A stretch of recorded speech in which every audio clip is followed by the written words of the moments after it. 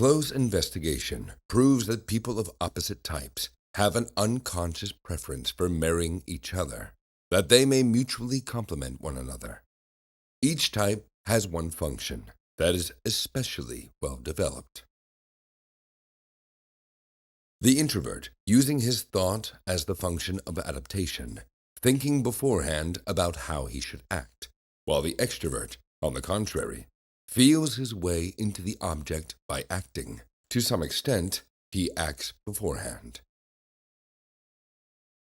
Hence, by daily activation, the one has developed his thought, and the other his feeling.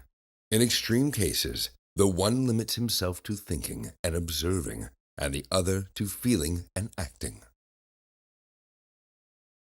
It is true that the introvert feels also very deeply indeed, almost too deeply.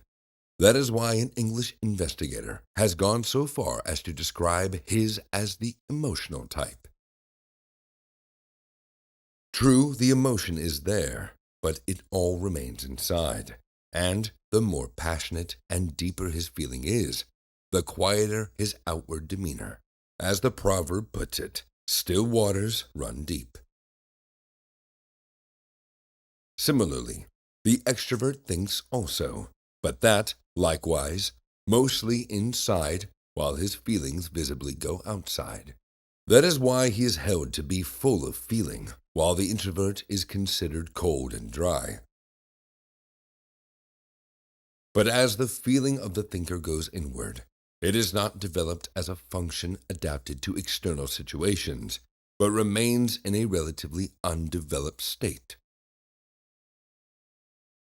Similarly, the thinking of one who feels remains also relatively undeveloped, but if comparatively well-adapted individuals are under consideration, then the introvert will normally be found to have his feelings directed outwards, and the result may be extraordinarily deceptive. He shows feelings. He is amiable, sympathetic, even emotional, but a critical examination of the expressions of his feelings reveals they are markedly conventional. They are not individualized. He shows to everyone, without any essential difference, the same friendliness and the same sympathy, while the extrovert's expressions of feeling are throughout delicately graded and individualized. With the introvert, the expression of feelings is really a gesture that is artificially adopted and conventional. Similarly, the extrovert may apparently think, and that even very clearly and scientifically. But upon closer investigation, his thoughts are found to be really foreign property, merely conventional forms which have been artificially acquired. They lack anything individual and original, and are just as lukewarm and colorless as the conventional feelings of the introvert.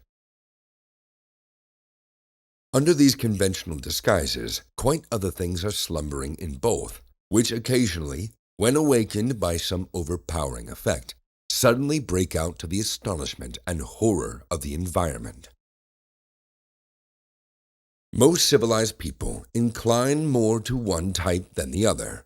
Taken together, they would supplement each other exceedingly well. That is why they are so apt to marry one another.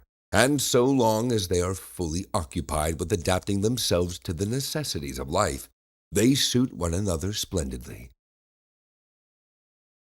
But if the man has earned a competence, or if a big legacy drops from the sky, terminating the external urgencies of life, then they have time to occupy themselves with each other. Until now, they stood back to back defending themselves against want, but now they turn to each other expecting to understand one another, and they make the discovery that they have never understood one another. They speak different languages.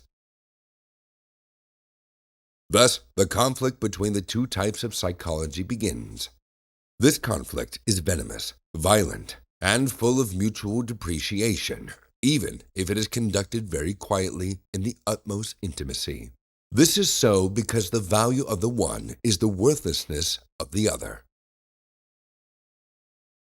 The one, starting from the standpoint of his valuable thinking, takes for granted that the feelings of the other correspond to his own inferior feelings.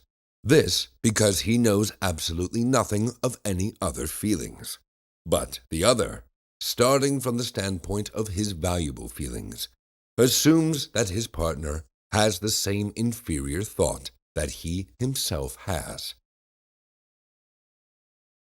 Evidently, there is plenty of work here for Goethe's homunculus, who had to find out why husband and wife get along so badly.